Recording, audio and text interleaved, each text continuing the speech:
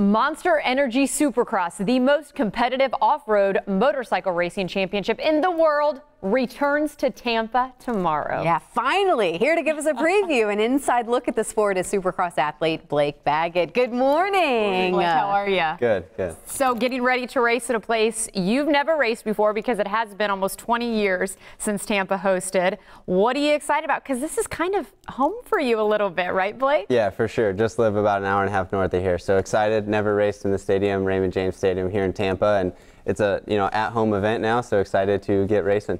All right, so people who have not seen this kind of up close and personal before, give us a little take on what people can expect, how the competition kind of goes during the event. I know I'm going there. I'm super excited. Take my son. He's going to be excited. Well, it's great for a family atmosphere. My parents took me when I was little and got me into motorcycle racing, and then I got to it and went professional in 2010. But for a fan's perspective, you can come to the pits. They open at 12 to 6. Racing starts at 6:30, but you can come in the pits. They have a virtual reality bike that you can put the goggles on and see what we see, and get on a bike and lean with it and get to feel it out. And then you also can come through the pits to all the racing semis and get autographs from all your favorite riders and just get an up close and personal view of the motorcycles. And then when the show starts, go inside and watch the bar-to-bar racing action. Oh my goodness, I'm sorry, I just saw someone fall. And it is dangerous. Yeah. I was going to say, I know you've battled injuries in your career before, and I think most of you guys have. With that said, there's such a culture, there's such a world when it comes to the motorcycle racing world. If people haven't experienced it yet, what do you want people to know out there? I mean, you guys have to train. You are stellar athletes. What do you like people to know?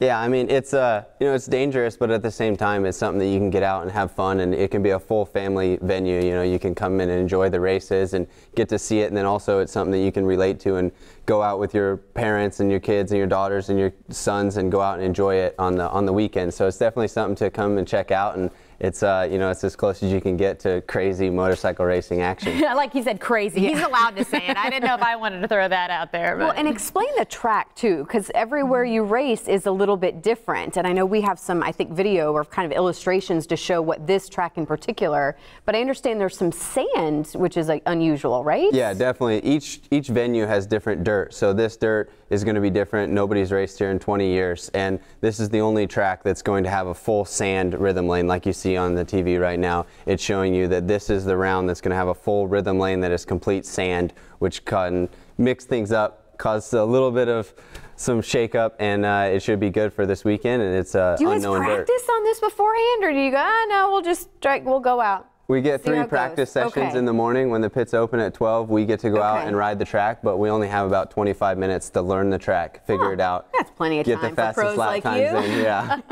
Well, and you're third in the standing, so I'm assuming people are going to be looking to you too to see how it's done, if you will. So when it comes to riding on these new tracks and you only get the 3 times around, what do you try to keep in your head, or how do you try to prepare for races? I mean, you're kind of used to it, and all the obstacles are the same distance. So for us as professionals, when we go out there, we kind of know the judgments of how fast we need to go to get things down. But the lines change as the dirt changes. Some dirt's slippery, some dirt's tacky. So that's where it comes into play. And bike set up with the team and just prepare the best we can for the main event.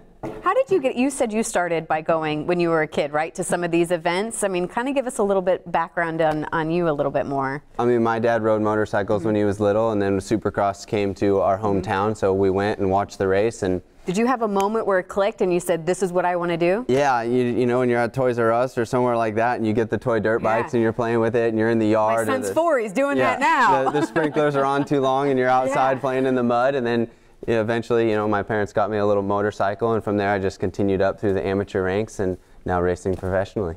And I think people need to kind of, as they are maybe new, such as Carly, you don't just see one race when you go there. Explain how the different heats work, explain how the main race, and that's obviously you run in the elite category. Yeah, so practice is going to start in the morning, we get practice, and then the night show will start at 6:30. From the night show, you're going to see a 250cc class and a 450cc class. There's going to be heat races that eliminate it down to, then there's LCQ races. The main final race, there'll be 22 guys on the line, and that will be a 15-minute race and a 20-minute race for each class, and that's when you're going to see the top of the top go head to head and see who's. And you're going to be there, right? Best man wins.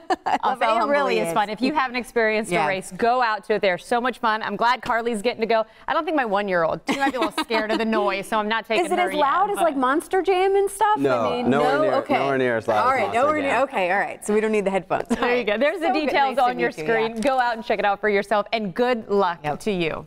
Thank you.